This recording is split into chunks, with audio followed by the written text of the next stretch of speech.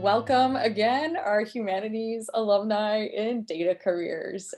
So really excited to have all of our panelists here. We'll go through and introduce you all in a few seconds, but just want to give some time to introduce this as one of our many humanities roundtable events that we've had over the last couple of semesters now. Nicoletta and I have put together some cool events for students, and we plan to keep going. So Nicoletta, if you want to step in and just speak a little bit about our partnership here, and then we can go from there. Sure, absolutely. Thank you, Maddie. Good afternoon, everybody. My name is Nicoletta Pirezzo, and I'm the inaugural director of the Georgetown Humanities Initiative. This initiative promotes interdisciplinary collaborations across departments for research, pedagogy, and public-facing projects that demonstrate the enduring value of the humanities for the understanding of the human condition. And one of our priorities is to help humanities students connect their academic formation with the professional world. And for this scope, the Colley Career Education Center continues to be a crucial partner. So Maddie and I have been working together at the Humanities Career Roundtable series for over a year now, and I'm very grateful to her for her energy and vision. Today's panel will be the meeting point of narratives and numbers, of imagination and data analysis. Our 4 Georgetown alumni will share with us how they translated their humanities background and passions into rewarding careers as technology entrepreneurs, analytics consultants, marketing experts, and data scientists. And I'm particularly happy to see very familiar faces on screen, and I wish to welcome all of you back to our virtual campus. So to start us off, could each of you tell us a little bit about your backgrounds, your personal background, your academic background, professional background, and how that kind of led you to your current career path? Katy, why don't you start since you're unmuted already? Sure. Okay. So at Georgetown, I majored in pure mathematics. That I say that because it wasn't applied mathematics, and there's a nuance there, and also comparative literature. Nicoletta was my first professor and my favorite professor. And, you know, afterwards I went on to become a poet. And obviously as a poet, you have to have a day job, so because you have to make money. So I used my mathematics degree to, I actually got my job at a party, and I was very young and very naive, and I had very little idea of what I was doing. But I started working at a marketing agency on M Street. And a friend, I was at a party, and she said, well, we need people like you in our marketing analytics department. You have a math degree, and most of these people do basic division. So why don't you come join us? So I came over, and I worked very hard at that job, and learned some things that blew my mind because it was about applied mathematics, and it was a lot about statistics. I worked, I mean, sometimes so hard that I would come home and my eyes would be crossed. And one day, about 3 years in, I was reading the New York Times at my desk, and I looked up and I saw this headline, and it said, big data, blah, blah, blah.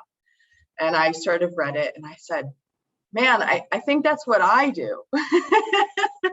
And it was such a shocking moment because it sort of reveals a little bit about how much the industry that I have grown up in and become a part of has changed over the years. And, you know, big data these key terms, big data, data science, machine learning, artificial intelligence, these things didn't exist when I got into the industry, and they have evolved since then. And I'm sure everyone on this call is aware of, you know, the edges and frameworks of how we all interact with this space. And, you know, for me, it's an odd thing, but, you know, data science has become, it started off as a thing that funded my poetry, a day job to help me support my artistic pursuits. And as I've grown older, it becomes something I'm more and more proud of being a part of, and being a pioneer in. as I sort of grow up and reflect on myself. So that's me. I'm Katy. I currently work at Newstar. We were just acquired by TransUnion.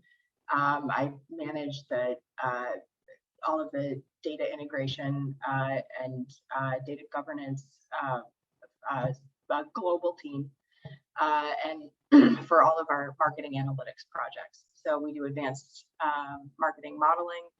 We help Fortune 500 companies measure the impact of their brand spend.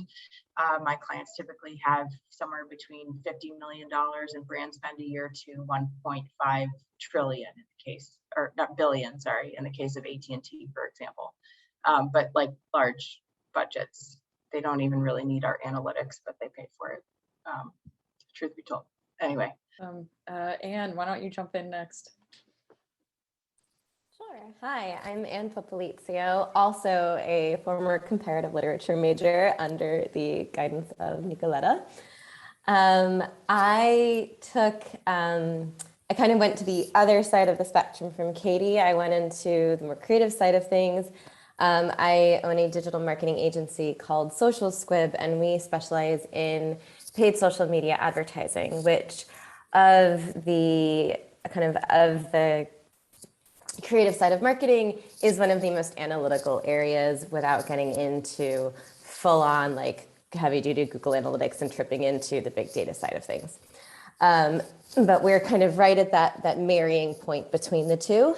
And it's funny because I specialize in Facebook advertising. Facebook came into existence my senior year of college. It had hit Facebook, I guess it was my junior year of college. It had hit campus while I was abroad, and we came back. Yeah, you remember Sarah. Sarah and I were roommates. We came back and everyone on campus suddenly was on Facebook and we're like, what is this thing? And I resisted for a whole semester. And then finally I caved in like April of senior year. And it's like Katy said, like it literally didn't exist. What we do today literally didn't exist. And yet I use the skills of my comp lit degree every single day because I was literally staring at an entire data set of email marketing with subject line and sending times and open rates and click-through rates. And we're trying to figure something out. And I am sitting there looking and it's like, well, what's the issue? And I'm like, well, if it's in the subject line, it's literally, I'm having to do this creative analysis of this content. And so the skills of comparative literature are integral to the work that I do today. And yet what I do today didn't exist when I was in college. So that's my quick and dirty. Awesome. Thank you so much, Anne. Tiffany, what about you? Hi, I'm Tiffany Jose, CEO of BuilDATAnalytics. It's a data analytics tech company for the construction space. And I'm a little older than you guys. Graduated in '92 with a BA in English literature, and I'd actually taken the equivalent of a minor in Japanese language.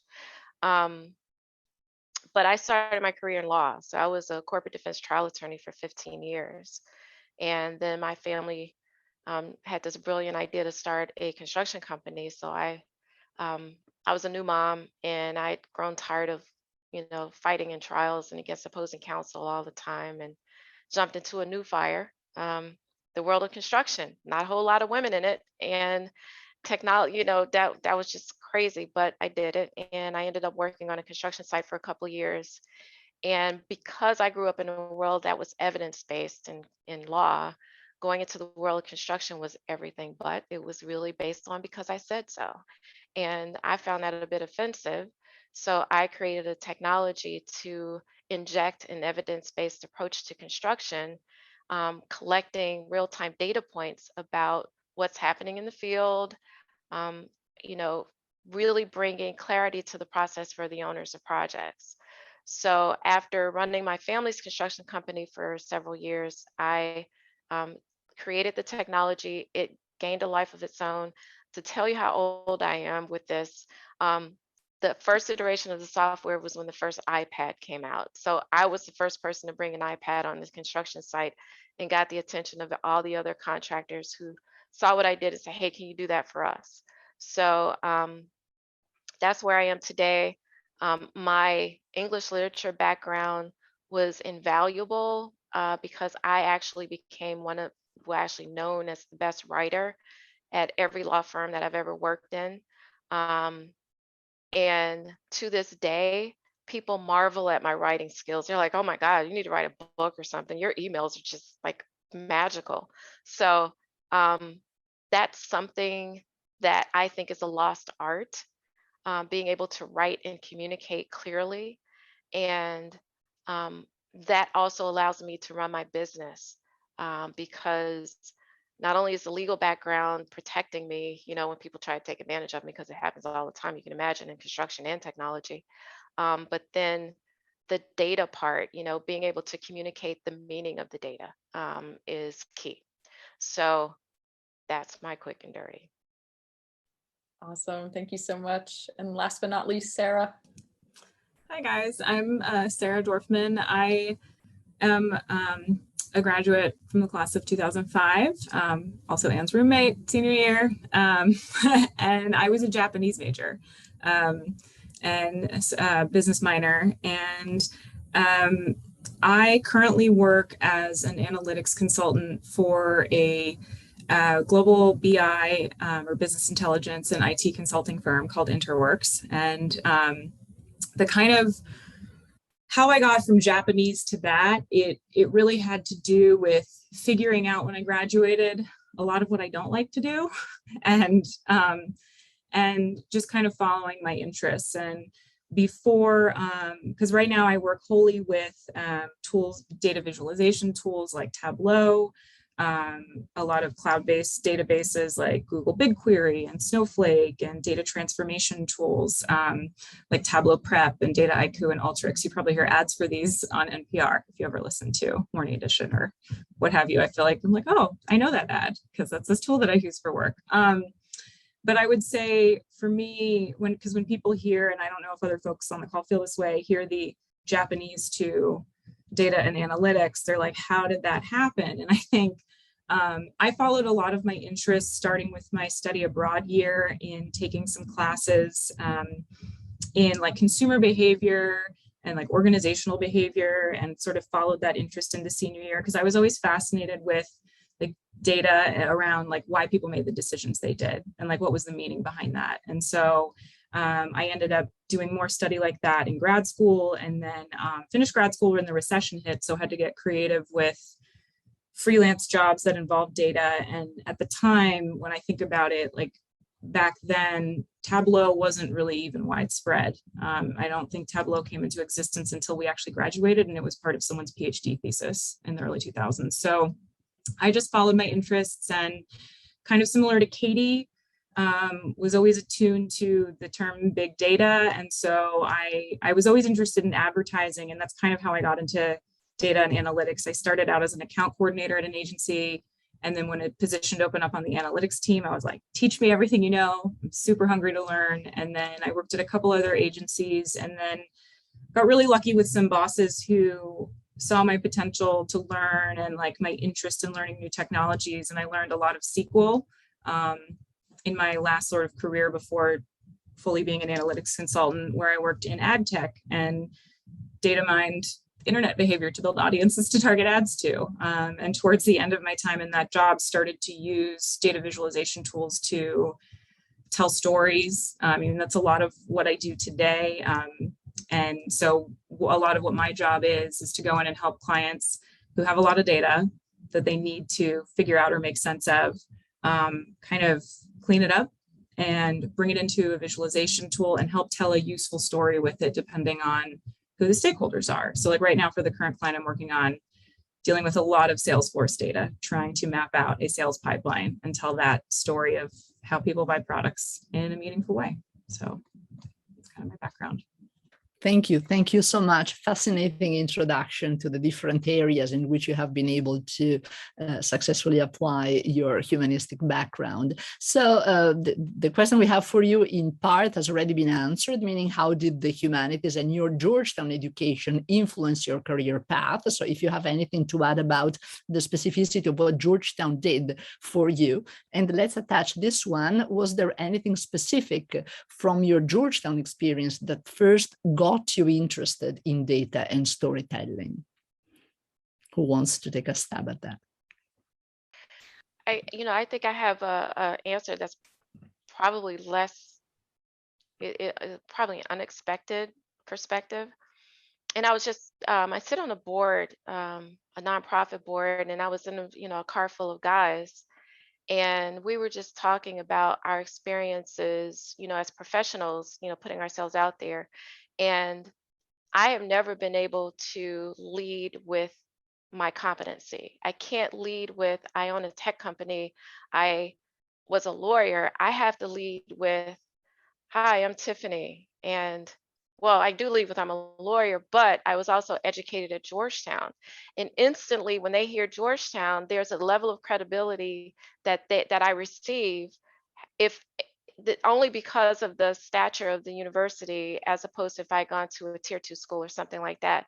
And I always thought that was interesting because men, and this is interesting, we're a panel full of women, the guys in the car said, oh, I never lead with anything like that. I'm always leading with my professional accomplishments and what I've done. I never lead with where I went to school. I don't, the bona fides is what I do and not where I studied.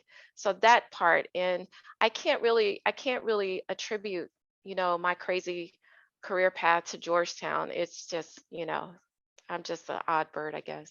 It's interesting because I had the same experience with saying, where I'd gone to school. It immediately was this assumption of every skill and achievement I could ever possibly have.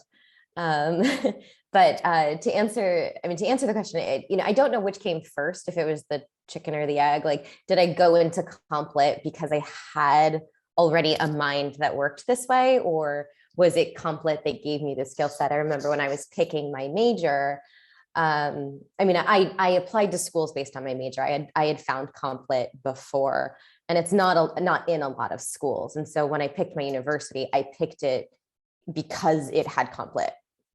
And I knew that I wanted to study English, but I also wanted to be fluent in another language. And I wanted something a little bit more interesting than just what an English degree had to offer. And when I read Complit, I was like, this is me. So, but it really honed the analytical skills, and it really honed the ability to look at things through different filters from multiple perspectives. And that skill specifically is what I do all day long. I'm constantly telling stories, customer stories, and you have to, when you create copy, whether it's a single line of a social copy, or I'm writing an entire sequence of emails that have to have an emotional gut punch, but I have to tell the story 5 different ways because I have to hit, 6 different emotional angles to get people based on whatever it is that's motivating them. And then I have to do a thorough data analysis on the performance to figure out what isn't working and why. And you're basing, what isn't working is in the words. It's you're not just crunching numbers. I have to be able to figure out what is it about this visual or this line of text that is making people take an action or not take an action. And that, that is 100% attributable to everything I learned at Georgetown. And I did take a statistics class as well. So, and my one takeaway from my stats class was don't trust statistics. Yeah. I was just going to say, I think one thing I noticed about everybody here is that there is, pioneering or a familiarity with the uncomfortable, right? A familiarity with going into something that was unknown, or an ability to tackle the unknown, like whether it be social media or big data or construction. or going from Japanese to something else. And I think just noticing that similarity, when I think about what was valuable to me about comp lit and like going into something that was like looking up one day and being like, oh, I do this thing called big data. I didn't even know what it was. And trying to think through what the potential applications of that would be and like what the vision of that is. And, you know, in that way, carving out a career path for myself. What was valuable for me about comparative literature was also the historical aspect. So I remember reading so many like critical theorists, from Freud to Lacan to Derrida, and they were all just on the edge of their seats trying to come up with an understanding of something new and a new way to look at the world. And so I think from studying that, that critical literature,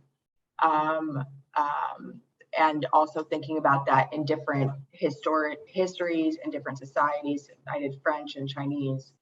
That made me comfortable with change in my career and change in society in general, in a way that I think if I had just done mathematics or like applied mathematics, I wouldn't have been as prepared for or as flexible with. So to me, just reflecting back just this minute, that's what I found really valuable. Yeah, Katy, you hit kind of the nail on the head. Like I was thinking in terms of things at Georgetown that first got me interested in this, but also like prepared me for kind of what I do is I feel like the study abroad year, the idea of get comfortable with being uncomfortable and having lots of different career changes. That was definitely the biggest thing. And even the company that I work at, I remember our CEO saying like, we want people who are adaptable because as consultants, you're going to go into lots of different environments. You don't know what the client's personality is going to be like. You don't know what kind of working style they're going to have or how they communicate. And so you have to be very quick about how do I adjust to accomplish my goals with this person. And I think the other thing Georgetown helped with from a critical thinking perspective, like in other classes and the way that we learn to kind of view and analyze the world. Part of my job is to ask a lot of questions to get a lot of clarity, I feel like. And so, or potentially foreseeing things that people aren't considering. And so just kind of having that ability to ask the right questions, trust my instinct with that too. I feel like that's really been valuable in the work that I do. So this next question kind of piggybacks off of that one a little bit, where we're curious, what types of experience would you say are essential to getting into this field of work? And how could Georgetown Humanities students position themselves to be successful in this line of work? I'll take it. I know for me, and I think we all said this at the beginning, that what we do today didn't exist when we were in college. And when I first started in this field, the reason I ended up with a specialty in paid was because I just took courses and I read every article and I took every webinar. And I was like, well, if I'm going to charge people money for this, maybe I should learn Google Analytics. I think I need that. And so much of what I do now, that the nuts and bolts of what I do is entirely self-taught. Everyone in my field is self-taught because it didn't exist. And I am committed to continuing education. I am, I don't as much as I did when I first started the business, but always on the lookout for what's new trainings, listening to podcasts, doing webinars, belonging to associations, making sure that I'm staying up with the trends and then the new technology, what's emerging. But in terms of a skill, or in terms of what students can do, know that whatever skills you're getting in college right now are preparing you for a field that likely doesn't exist. What happened to us is absolutely going to happen to you. And so the thing that is going to help you stand out and succeed is your commitment to always be learning. And that skill, you have that skill. You don't survive Georgetown if you don't have a commitment to learning. Let that flourish, let that drive you. And that's how you're going to find yourself as a leader in a space that doesn't exist yet. Because Facebook was founded my junior year.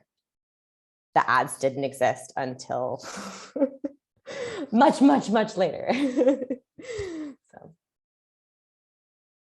Yeah, I would definitely say, like, if there are like tools or ideas or things that you're interested in. I mean, I first got slightly more technical skills just by taking a SQL course through UCLA Extension, just to get like basic coding knowledge. And if you've ever had to learn a foreign language, coding is basically a foreign language. And then it's like a slightly different dialect depending on the database. And that, even if it seems tedious and hard at first, like learning any language does, it's going to come in super handy, because there are a lot of people that are analysts out in this space that don't actually know how to do that. And at a certain point, you will really need to know to answer questions and like analyze things like, how do I dig into the data from a technical standpoint? Not, you don't have to be super savvy, but enough to know some basic knowledge in that area. And then kind of things like, I mean, at least with Tableau, if you're interested in like visual storytelling, they've been around long enough that they have Tableau user groups regionally that meet virtually or in person. And lots of companies like mine, like we do webinars on topics, and there's lots of resources out there to learn all of these things. And I think kind of doing that and seeing how, like in future jobs that you have, like, how can I integrate this into that? Or looking for companies where they foster and encourage learning. I think some companies just want you to come in and like already know how to do the thing and just do it. But I would also say, given that we have to keep always learning in our space, and if you really like learning, like looking at companies that encourage that and that find that important. I feel really lucky the last few jobs that I've had bosses who knew I didn't have the skills, but they knew I was smart enough to figure stuff out. And I think that's also good as you're looking for jobs and interviewing out of school, is like, is this someone who would be a good mentor or support things and like believes in me to learn these things? Because I feel like a lot of what I learned has been on the job. And I'd add one more thing to that. There's two different sets of skills that are needed in this space. And one is the set of skills, which is like specific software and new technology. That's the stuff you're going to learn on the fly. That's the stuff that's always changing. You're always going to have to be, even if you like master Google Analytics today, well, they came out with, a new version of Google Analytics. They've come out with three new versions of Google Analytics in the last, 5-6 years. You're always going to have to be learning the new technology. You're always going to have to be learning the new software. There's certain skills, though, you're not going to learn on the fly. And the writing skills and the analytical skills, those are the skills you're learning now. Those are not the skills you're going to pick up on the fly. And those are the skills that are the hardest to fill. So if you are somebody who can write extremely well and can do analysis, because it's not just about crunching numbers, it's understanding what they mean. And it's also the creative analysis. It's looking at, it's like, okay, I have to synthesize down a piece of text into a 3-line social media post that's going to make somebody give a hoot. The analytical skill to look at that and make the judgment quickly and efficiently, and then create a compelling piece of copy from that.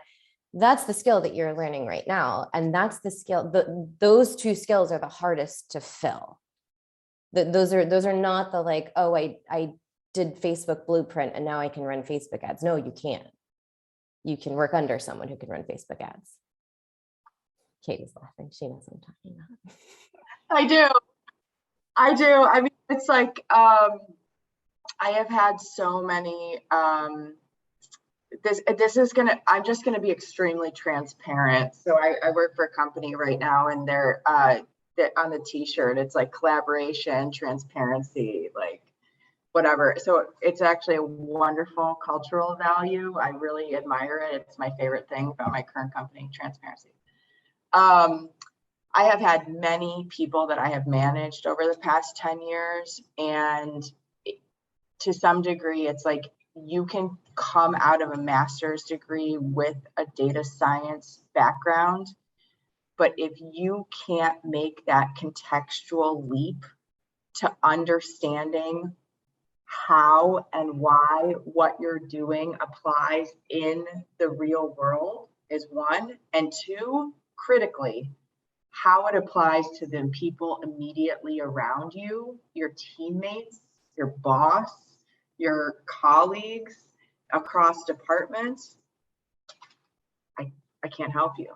Like I can't help you. Like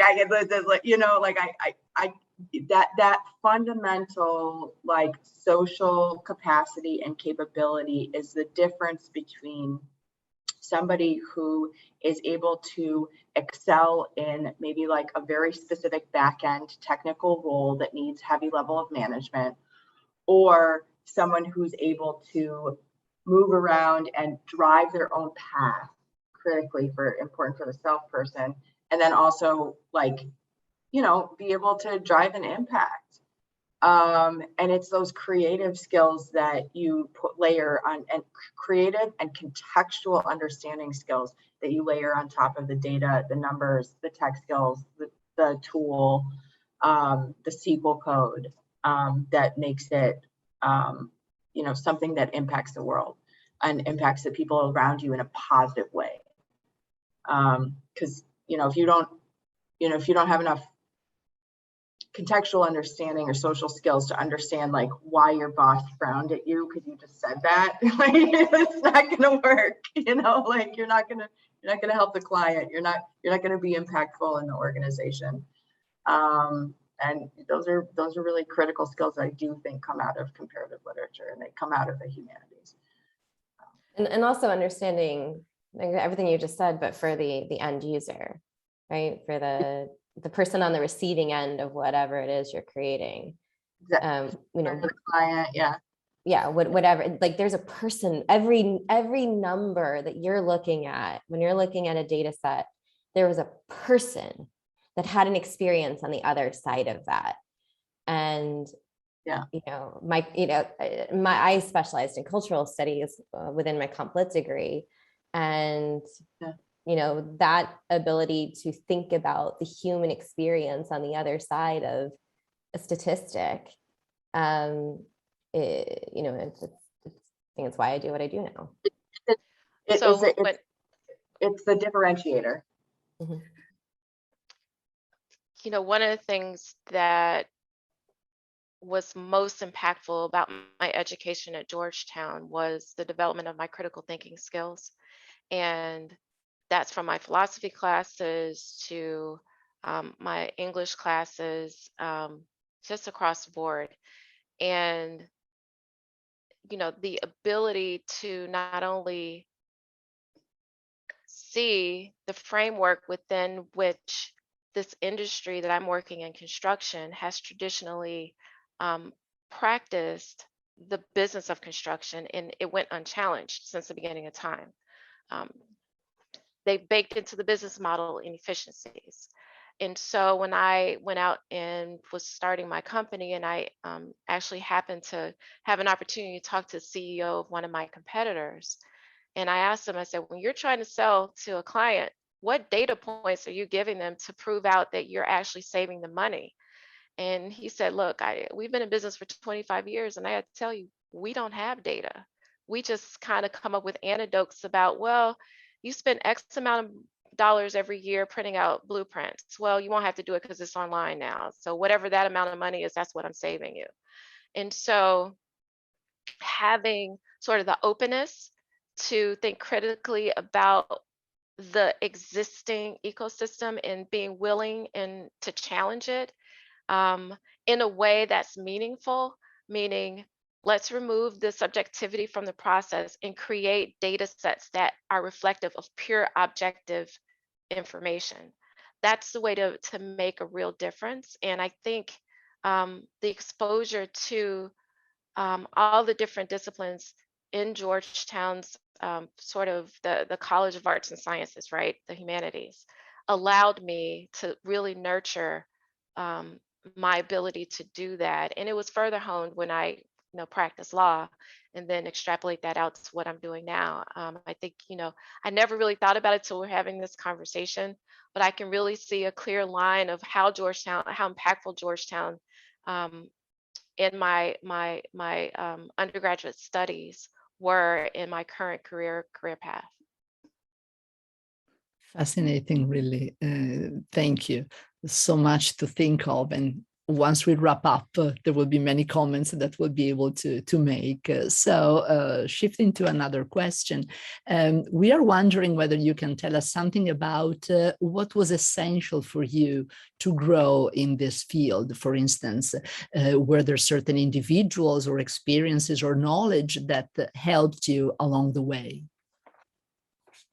It's easy for me because I just was so frustrated with not having the data to support decisions that drove me to do what I do now.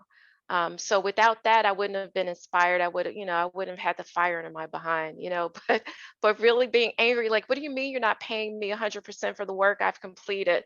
Well, I couldn't prove it. All right, well, let me figure out a way to do it. So for me, that was it. It was sort of born out of necessity. Yeah, I would say mine came from my first job in advertising was at an agency that did direct marketing and fundraising for nonprofits. And everybody was like, people still get mail. And I go, this is a dying art. Like, I need to figure out how to do analysis with other things. But I feel like I got very lucky in that, in a field that, and it's, I think, based the evidence of this panel where we're all women, early on, it was a lot of men, and I was very lucky to have in my first analytics job 2 female bosses, and then a third at my next agency, and then having a male boss who was just very like nurturing of like career development and professional development. And I feel like that, and seeing my potential and knowing that I had like the kinds of critical thinking skills and capacity that like Tiffany mentioned, like that was really, really helpful by being at these places where I saw people like myself, and I also was working under people who were very supportive. And so the company I'm at now, it's probably the longest I've been at a company because it kind of ticks all those boxes in terms of very supportive colleagues. Everybody's hungry to learn.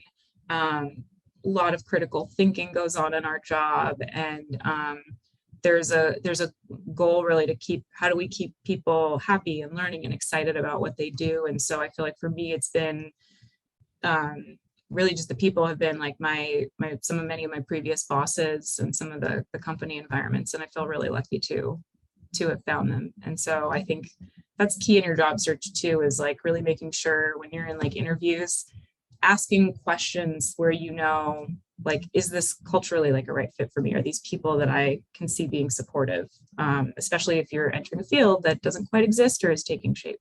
So that was my experience. I had a couple things that were like key along the way. My mother was a business owner as well, so I grew up with that model. And then I had a very good friend of mine that I knew from high school, who was a year or so ahead of me, but he also started his own business in software development. So his level of knowledge was always very, it was much higher than mine and very specialized within a certain area of this space. So he was always the person that I could call and ask a question of, and so leaning on the people, the other people around me were absolutely an essential resource for me. And then in terms of knowledge, the knowledge, the knowing to ask the question and how to frame the question and what was the right question to ask. Because when you do an analysis of something, you're always answering a question. And the first step to people are like, well, is it working? And it's like, well, what are we defining as working here? What's the question we're really asking here? And again, that's something that goes back to Complet and to certainly my education.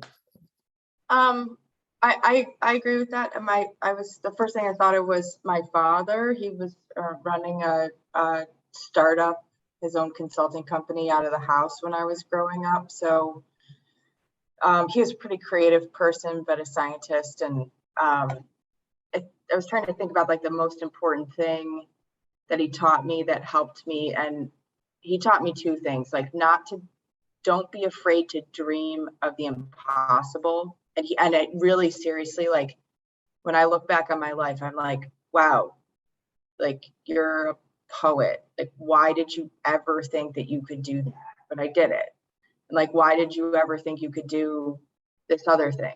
But data science, like, but I did it, and now I'm like really good at it. And it's just so weird, but it's like having people around you who teach you to believe in yourself and to not be afraid and to believe that you can do things. And that if you dream it, that you are as valuable as anybody else next to you and that you can do it. And that is, something that I try to give my friends, and it's something I try to give the people that I manage. And I think it's something that has really helped me not be afraid to go after what it is that I want to try to do. even if you fail, even if you fail, you stand back up and you do it again, because you're just like all the other people who succeeded. You can do it too. I had some advice for students. I hope that's helpful. It sounds impossible, and it certainly feels impossible while you're doing it. But you can. That's great, Katie. And that literally pulls us right into our next question, which is what advice would you give students that are interested in making the jump into a data-driven career path or changing careers, right? Maybe they started going into something and then they wanted to switch and move into something else. What type of advice might you give somebody who's navigating these paths? What might be beneficial for them to know? Mine's really simple, and I think Sarah will probably say this too. I think SQL in my line of work, which is marketing, but like a little tech. I'm in a tech company now. I think having a SQL engineering database background, even if you only do it for a year, even if you only do it for like a month, it will help you understand the fundamentals, the algebra to everything else that you do in data. So I think that's always worthwhile to have some grasp of the fundamentals of data engineering. It helps you just understand the pipelines and like what's going on. I would definitely pay attention in statistics class. It's a pretty essential class to the future. I always be learning, just always be learning, just always have a learning mindset and always be seeking to learn and to understand anything that's new. And follow your interests, because again, what you're going to be doing in 10 years doesn't exist today. So this notion, I don't know how much this has been shoved down your throats, but like you're not choosing a career today. You're probably going to have 3 to 5 careers in your lifetime. Follow your interests, and your career 10, 15 years from now is going to be a triangulation of what your passions were, and those passions are they're going to lead you into a unique space where something is going to come out of it, and that's what's going to make you unique and interesting. And that's where if you've got a diverse background, there's going to be a triangulation point where you're going to solve a problem that no one else can. Yeah, and I would also say, kind of going back to what we said at the beginning, the comfort with discomfort. Like, I've had jobs I didn't love, but I learned something from each of them. Part of it was, I learned I don't want to keep doing work like this. And so even if you have a lot of interests and you can't, like, again, I was saying follow your interests, but maybe like you have a ton and you're like, I don't know what I want to do. Just pick something, try it. If it doesn't work out, that's fine, because you're going to learn something from it. I at least learned in one of my data jobs, well, some semi-data jobs in advertising, I had a boss who did not have a lot of integrity with data and wanted to make up numbers. And I like literally was like, I cannot do this job and like, I don't feel comfortable with this situation. And I also realized I want to be in a place where there's more technology and more integrity and just more honesty, like in the process. So sometimes it's not even what you do, but like the kind of place you want to work and the kind of people you want to surround yourself with as you grow. So yeah, get comfortable with being uncomfortable and trying lots of things, because I would say I didn't know advertising would lead me to this, but I first had an interest in advertising, and so it's kind of how this happened. So. And everybody doesn't have bad things happen, but in most work settings, when you're working for someone, bad things happen. And in all bad things, there's opportunity. And so always have that mindset that when things go south, there is an opportunity there, and challenge assumptions and be comfortable challenging assumptions. And I think that will give you some ideas about things you can do that are in line with your interest, and give you an opportunity to be very creative, because this data space, I mean, it's in its nascent stages, and there are wonderful opportunities to build on what's existing now. Like Ann said, you know, it didn't exist when we were in school, this whole big data idea, but now that it's here, we're still in the beginning stages. So there's an opportunity to help build on it. Thank you so much for another round of exciting answers. Let's see whether there are questions from the audience. Students, feel free to jump in. It's a very friendly environment, and so we welcome your input. Yeah, hi, thanks. It was really interesting hearing everyone's different stories. I guess one of the questions I sort of had before coming into this, and that I think is still sitting in my head right now, is you all talked about how data science kind of developed during your careers, but as someone who's graduating into like a field that is a little bit more developed, how do I translate? I'm majoring in English and government. How do I go to a job interview and say that I'm the right person for this job? Like I can say I took a course here, a course there in related fields, but how does that compete with someone who has a more technical degree? And how can I make that point that I should be the person they take? So I would say, you know, one of the things is displaying that you can literally do the technical tasks that the job is hiring for. So like if they have the bullet point requirements of like what is required, Excel or SQL or whatever, it is important to hit those bullet points. It's important for you as well as the organization. You don't want to get into a role where you're like, oh my God, it's going to take me 6 months to learn this, and you're scrambling the whole time. It doesn't work for either party. If you are looking to beef up on some of your technical skills so that, you know, that kind of baseline objective can be met, there are wonderful boot camps that exist. The boot camps are usually about like 6 weeks long. They can be done remotely now. They give you sort of like a down and dirty course on how to do data analytics. Data science is often how they're branded now. We have had tremendous success in hiring people who come out of these boot camps, because they are often sort of career changers, if you will. Like maybe they didn't have that 4-year degree in analytics or software development or whatever, but they went and did a boot camp and they learned enough of the basic skills that they could hop into a job on day one and figure it out from there.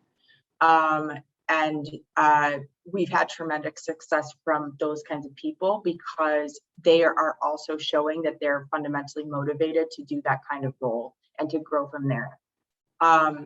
That's my personal recommendation. In my career, I've also noticed that, just from experience, and it's a kind of it's not like a 10 million data set, right? It's like, you know, like 50 people, but I'd probably take somebody who did a boot camp over a master's degree, because they have fundamentally, they have more internal desire to actually do the role. They took initiative. They said they put one foot in front of the other. This is the path that I want. And they're more eager to learn on the job. They're more eager to pick up the pieces of the job that might fall outside of the box. Sometimes people with a master's degree, they're like, this is my job description. This is what I went to school for. This is what I think my job is. And it's like, no, your job is this whole big world. It's everything that you can do to help the people around you achieve the objective. And so that would be my personal humble recommendation. Yeah, I actually just was interviewing someone at our company today who's about 3 years out of school, and he's only had like one other job in like financial analysis, but I really liked meeting with him because he wasn't super familiar with some of the tools we use. He'd used them a bit, but he was just so excited to talk about them and showed a real interest, and like just talked a lot about how I think if you want to get into this space, and I feel like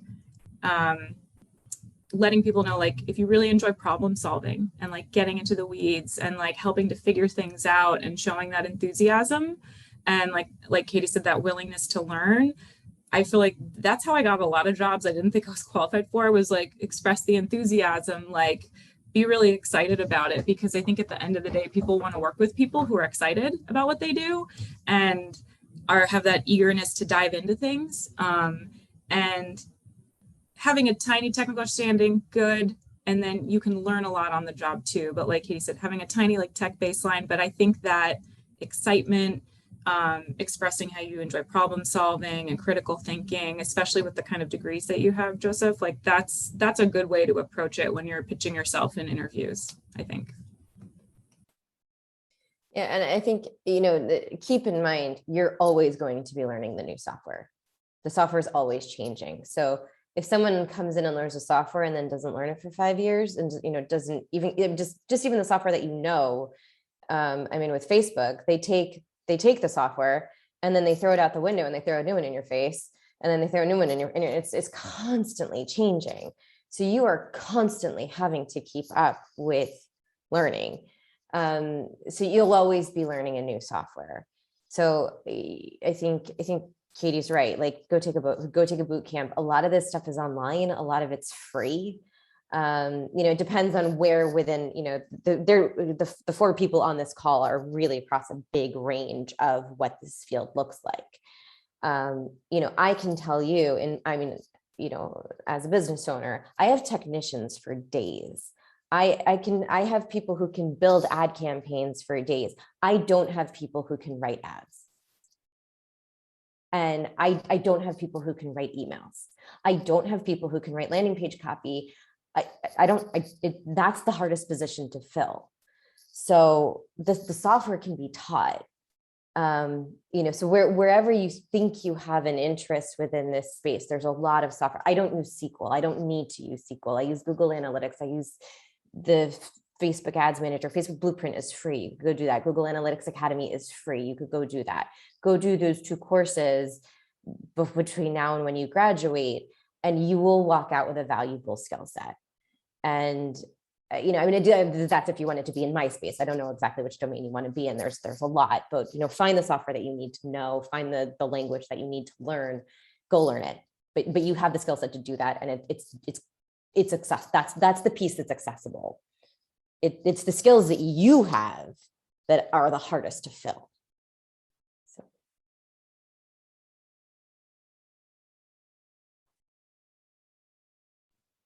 So any other questions from our audience, our very large audience?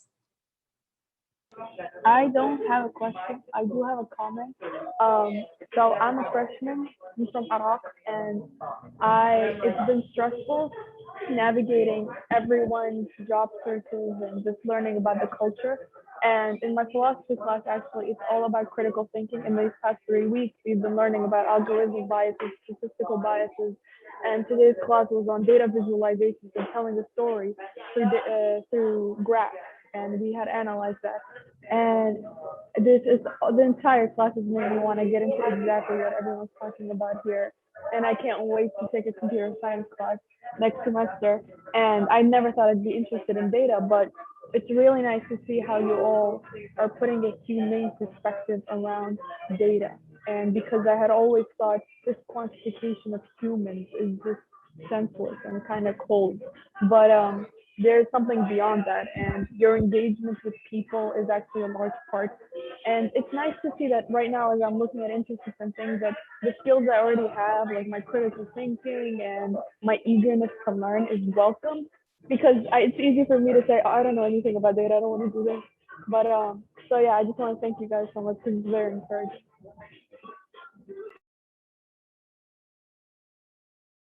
I want to say one more thing. Despite the large quantity of women in this call, this is not a female-dominated space. Quite the opposite. It's actually a very male-dominated space. This is a unique moment in time. Don't worry, I loved hearing from everyone. No one scared me off at all. And I will also say, like, don't be afraid. Don't also think this. Yes, we have to know basic math to do some of our jobs, but like a lot of what I have to do in my visualizations is not complicated math. A lot of times it is just getting a stakeholder, like a sales manager, to just tell me like what they want the numerator and denominator of a calculation to be. Yeah, it's sometimes I use a lot of simple. algebra. Yeah, it's a lot of algebra, and it's also just a lot of it is just like logical thinking and like putting pieces together. It's not super math heavy, because I think a lot of people, when I tell them what I do, they're like, doesn't that involve a lot of math? And I was like, it depends. No, yeah, it's more logic than math. Yeah. So if that's anything anyone was thinking about that might sound scary, don't worry. Yeah, I agree with that. Coding it's like algebra, like, and we do algebra in like 7th grade typically. So it's not like oh, you have to have like, you know, AB calculus or, you know, it's like something crazy at all. That's not what you're interfacing with. It's just like basic algebra. And when I say like, and so let me add some context. Like when I say that I think it's important to understand like the basic concepts of a database, to me, like that's sort of like the algebra from which like everything emanates. And if you have like a little, just even a basic grasp of what's going on there, then you're like, oh, I understand why Google Analytics does this, or it doesn't do this, or it does this, or it doesn't do this. And it like emanates out, radiates out into like all the pieces that the conversations that you might take part of. And it empowers you to not be in that situation where you're like, oh, I didn't understand what that person said. You know what I mean? You're like, you're always in a position of power, because you're like, okay, I can at least grasp on a surface level what just happened there. So that's why I recommend that. Not that you have to have it as a mastery, a level of mastery, unless you enjoy it. Maybe you want to do that, you know, but it's kind of like being an architect. Yeah. Thank you all so much. I'm aware of time, so I want to put a pause here on our conversation. But thank you so much again for your time and your expertise and your experiences. This has been lovely.